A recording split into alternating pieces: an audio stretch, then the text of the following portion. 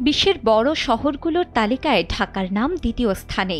শুধু তাই নয়, জনসংখ্যা ও পরিধি অনুযায়ী ২০৫০ সালের মধ্যে বৃহৎ শহরের তালিকার প্রথম স্থানে চলে আসবে ঢাকা।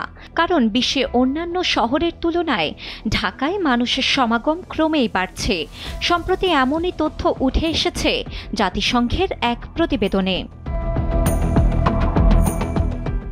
বাংলাদেশের রাজধানী জনসংখ্যার দিক থেকে বিশ্বের দ্বিতীয় বৃহত্তম নগরীতে পরিণত হয়েছে। জাতিসংঘের ওয়ার্ল্ড আরবানাইজেশন প্রসপেক্ট ২০২৫ শীর্ষক সর্বশেষ প্রতিবেদনে এই তথ্য প্রকাশিত হয়েছে। প্রতিবেদন অনুযায়ী ইন্দোনেশিয়ার রাজধানী জাকার্তা বর্তমানে বিশ্বের বৃহত্তম শহর, যেখানে ৪,১৯ লাখ মানুষ বাস করেন। দ্বিতীয় স্থানে রয়েছে ঢাকা, যার জনসংখ্যা ৩,৬৬ লাখ। মাত্র ২ দশক আগে নবম স্থানে থাকা ঢাকার এই ঊর্ধ্বগতি অত্যন্ত দ্রুত। প্রতিবেদনে পূর্বাভাস দেওয়া হয়েছে ২০৫০ সালের মধ্যে ঢাকা বিশ্বের বৃহত্তম শহরে পরিণত হওয়ার পথে রয়েছে।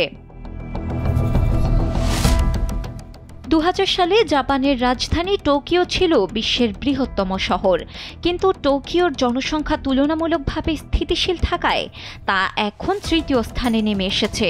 জাতিসংঘ ১০ মিলিয়ন বা ১ কোটির বেশি জনসংখ্যার শহরকে মেগা সিটি হিসেবে শ্রেণীবদ্ধ করে।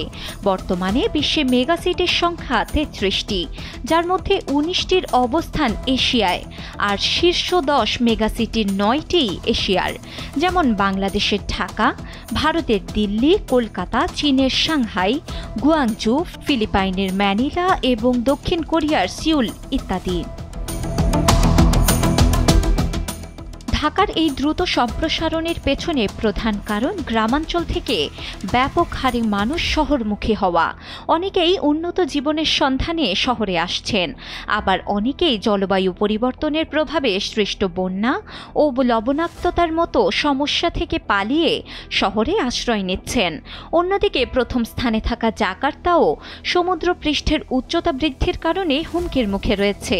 ২০৫০ সালের মধ্যে শহরটির একটি বড় অংশ পানির নিচে তলিয়ে যেতে পারে।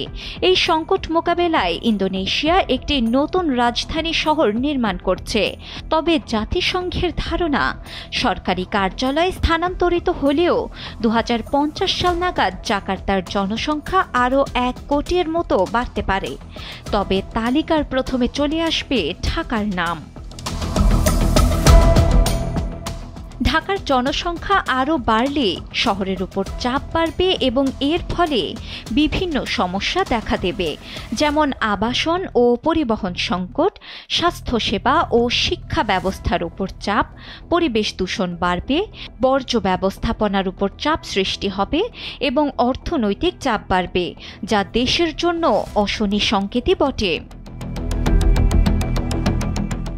শিলা ইসলাম, সময়ের আলো।